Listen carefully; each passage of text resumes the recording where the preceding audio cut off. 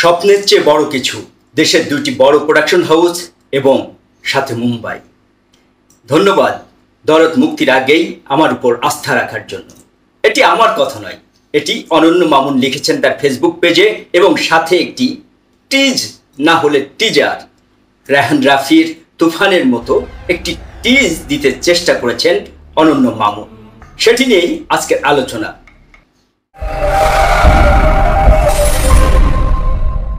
এ যেন বিনা মেঘেই বজ্রপাত, কোনো রকমের কোনো ঘোষণা ছাড়াই অনন্য মামুন তার ফেসবুক পেজে একটি ভিএফএক্স টিজার প্রকাশ করে দিলেন।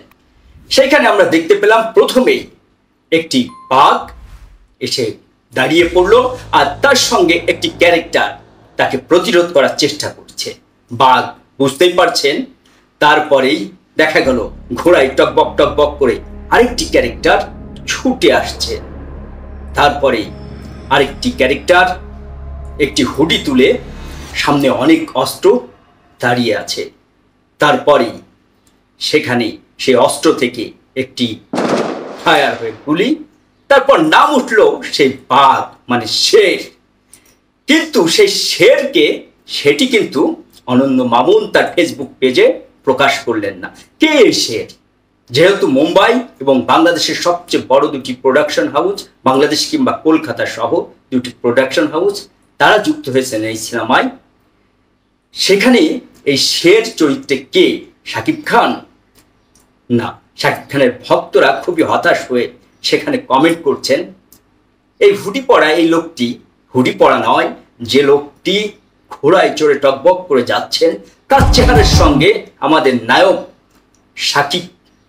শাকিব খান না, সিয়ামের চেহারায় মিল আছে। হ্যাঁ, তারা সেটি খুঁটে খুঁটে বের করছেন। যারা সাকিবিয়ান আছে, সাকিবের ভক্ত আছে, তারা খুঁটে খুঁটে বের করছেন যে এটি চেহারার সঙ্গে সিয়ামের মিল আছে। শাকিব খান থাকলে তারা কমেন্টে ভরে দিচ্ছে সেই অনন্য মামুনের ফেসবুক পেজে যে শাকিব খান থাকলে এই সিনেমার তার নাম ব্যবহার করে হাইপ তোলার চেষ্টা করতো অনন্য মামুন। নিশ্চিত এটি সিয়াম আহমেদ। আরও একজন যে সাকিবিয়ান, সে মন্তব্য করেছেন যে শাকিব খানের নাম নাই, অতএব লাইক কমেন্ট শেয়ার কোনোটি করবেন না তিনি। এরকম অসংখ্য কথা বলেছেন। আরও একজন লিখেছেন যে দরদ রিলিজের আগেই যদি অন্য কোনো নায়ককে নিয়ে তারা সিনেমা তৈরি করেন অন্য মামুন, তাহলে দরদের ক্ষেত্রে, ব্যবসার ক্ষেত্রে সেটি প্রভাব ফেলবে এবং সাকিবিয়ানরা এই সিনেমাকে বয়কট করবে। আসলে কি এরকমই? অনন্য মামুন কিন্তু একটি টুইস্ট রেখেছেন। কদিন আগেই তিনি ঘোষণা করলেন যে তিনি বগুড়াতেই ছিলেন, আপনারা জানেন অনেক দিন ধরে বগুড়াতে ছিলেন, যে শান্তি শেষ, সাইক্লোনের পালা শুরু, বিদায় বগুড়া। সেটি বলে তিনি বগুড়ায় থেকে ঢাকায় চলে আসলেন। তারপরে একটি স্ট্যাটাস দিলেন, জটিল অঙ্ক, অনেক জটিল। কলকাতায় যেসব সিনেমা রিলিজ হয়েছে এ পর্যন্ত, তিনি বললেন টনিক, প্রজাপতি, রক্তবীজ, তারপরে কি বলে আরো কিছু সিনেমার কথা বললেন, দশম অবতার। এইসব সিনেমা সব গল্প নির্ভর সিনেমা, কলকাতাতে সুপারহিট হচ্ছে। এবং বাংলাদেশের কথাও বলছেন, প্রিয়তমা, সুড়ঙ্গ, রাজকুমার, এসব সিনেমাও সব গল্প নির্ভর। আর এইসব সিনেমাগুলো মূলত ব্যবসা করছে যেসব উৎসব আছে, যেরকম ইন্ডিয়াতে পূজা, মানে কলকাতায় পূজা, এবং বাংলাদেশে ঈদগুলোতে। বাকি সময়টা সিনেমা হলের মালিকদের অবস্থা খুব খারাপ। এই কথা তিনি লিখেছেন যে যদি শাকিব ভাইয়ের পাশাপাশি আরও কোনো হিরোর জন্য বড় বাজেটের জন্য প্ল্যান করতে হবে। 10টি বছরে 10টি সিনেমা যদি হিট হয় তাহলেই ইন্ডাস্ট্রি টিকে থাকবে, না হলে পারে সিনেমা হলের মালিকরা যেরকম প্রত্যেকটা সারা বছর লস দেন, শুধু ঈদে ব্যবসা করেন, এরকম করে হলে পারে হলগুলো টিকে থাকবে না। শাকিব খানের পাশাপাশি, মানে শাকিব ভাইয়ের পাশাপাশি অনন্য মামুনের কথা, আরও কোনো হিরোকে নিয়ে বড় প্ল্যান করতে হবে, বড় বাজেটের সিনেমা। তার মানে সাকিবিয়ানরা ধরে নিতে পারেন এখানে শাকিব খান নেই। হ্যাঁ, সেরকম একটি কথাই আভাস পাওয়া যায় অনন্য মামুনের কিছুদিন, মানে 3 দিন 4 দিন আগের একটি ফেসবুক স্ট্যাটাসে তিনি এই কথাই বলেছেন। আমার মনে হচ্ছে এটি সিয়াম। যারা সাকিবিয়ানরা আছেন, যারা এই টিজার দেখেছেন, তারা লাইক কমেন্ট করবেন, কমেন্ট করে জানাবেন আসলে অনন্য মামুন যে ভিএফএক্স এর টিজার প্রকাশ করেছে তার ফেসবুক পেজে শের সিনেমার, সেটিতে কে অভিনয় করছে, শাকিব খান না সিয়াম? লাইক এবং শেয়ার কমেন্ট করে জানিয়ে দিবেন, অবশ্যই কমেন্ট করে জানিয়ে দিবেন আসলে কে। অনন্য মামুন, আপনি যদি দরদ মুক্তির আগেই অন্য কোনো হিরোকে নিয়ে সিনেমা তৈরি করতে চান তাহলে বিপদের সম্ভাবনা আছে আমার মনে হচ্ছে। কারণ আপনার কমেন্ট বক্সগুলোতে আপনি খেয়াল করলে দেখবেন যে সাকিবিয়ানরা কিভাবে আপনাকে কমেন্ট করছেন। তারা আশা করেছিল এরপরে সিনেমা আপনি শাকিব খান নিয়ে বানাবেন, আর তারা অনেকে অবশ্য এটিও বলছেন যে এত বড় বাজেটের সিনেমা শাকিব খান ছাড়া যদি অন্য কোনো নায়ককে নিয়ে আপনি তৈরি করেন তাহলে পোস্টারের টাকাটিও উঠবে না, এরকম একজন কমেন্ট করেছেন। আপনি নিশ্চয়ই দেখতে পাচ্ছেন আপনার কমেন্ট বক্সে, অনেক দর্শকও দেখতে পাচ্ছেন আপনার কমেন্ট বক্সে এইসব কথা তারা লিখছে। অনন্য মামুন, আপনি দরদ সিনেমাটা আজ পর্যন্ত রিলিজ দিতে পারলেন না, সেটি দারুণ একটি হাইপ তুলেছিল, সেই হাইপটা কেড়ে নিল একবার এসে রাজকুমার, এরপরে তুফান। তাহলে কবে মুক্তি দিবেন আপনি, কবে দরদ নিয়ে আসবেন? পূজাতে বাংলাদেশের মার্কেট, বাংলাদেশের খেলার মাঠটা যেখানে খেলতে চান আপনি সেটা ফাঁকা থাকবে, বাংলাদেশে ফাঁকা থাকবে, কিন্তু কলকাতার শিল্পীরা যারা বড় বড় তারকা আছে তাদের সিনেমা মুক্তি পাবে কলকাতাতে। সাথে যদি শাকিব খান আর সোনাল চৌহানের দরদ মুক্তি দেন, সেখানে কতটা ব্যবসা করবে আপনার সিনেমা, কতটা ব্যবসা করতে পারবে? আর আপনি বলছেন হিসাব অনেক জটিল, অ্যাকশন সিনেমাগুলো কাজ করছে না কলকাতাতে কিংবা বাংলাদেশে, সব গল্প নির্ভর সিনেমা ব্যবসা করছে। এটি কি রায়হান রাফিকে আপনি খোঁচা দিয়েছেন?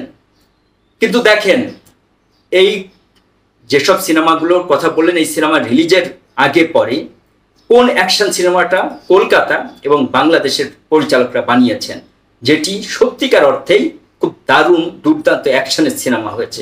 আপনি একটি নাম বলতে পারবেন যে সেই সিনেমাটি ওয়ার্ক করেনি, যে খুব ভালো অ্যাকশন ছিল, খুব জমজমাট অ্যাকশন ছিল? আপনি একটি সিনেমার নাম বলতে পারবেন না। বাংলাদেশে এরকম একটি সিনেমার নাম বলেন তো, গত 10 বছরের যে আমাদের তুফানের মতো এরকম অ্যাকশন দারুণভাবে তৈরি করে দর্শকদের সামনে প্রেজেন্ট করেছেন। অ্যাকশন সিনেমা চলে এবং মানুষ দেখতে চায়, সেটি শুধু গল্প দেখতে চান। অ্যাকশন সিনেমা কি শুধু অ্যাকশন? আপনি জান পাঠান দুইটাই বাংলাদেশে নিয়ে আসছেন, তারপরে ভাইজান এলোরে নিয়ে আসছেন। সেই সিনেমাগুলো রিলিজ হয়েছে কোন সময়টাতে? সেটি বাংলাদেশে ব্যবসা করবে কি করে?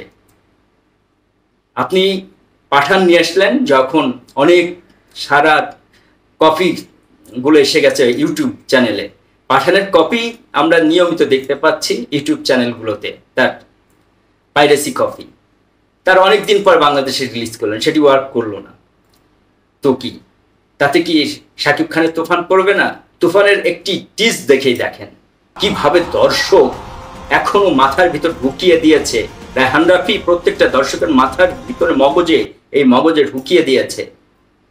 পাঠানের মতোই দেখবেন এই তুফান। সত্যিকার অর্থে শাকিব খান যেটি বলেছেন, 100 কোটির ক্লাবে যদি যায় বাংলা কোনো সিনেমা, তবে সেটি হতে চলেছে তুফান। এবং আপনি সাইকো থ্রিলার সিনেমা তৈরি করেছেন দরদ, সেখানেও তো অ্যাকশন রাখছেনই আপনি, কিন্তু অঙ্ক অনেক জটিল বলে আপনি কি রায়হান রাফিকে খোঁচা দিয়েছেন?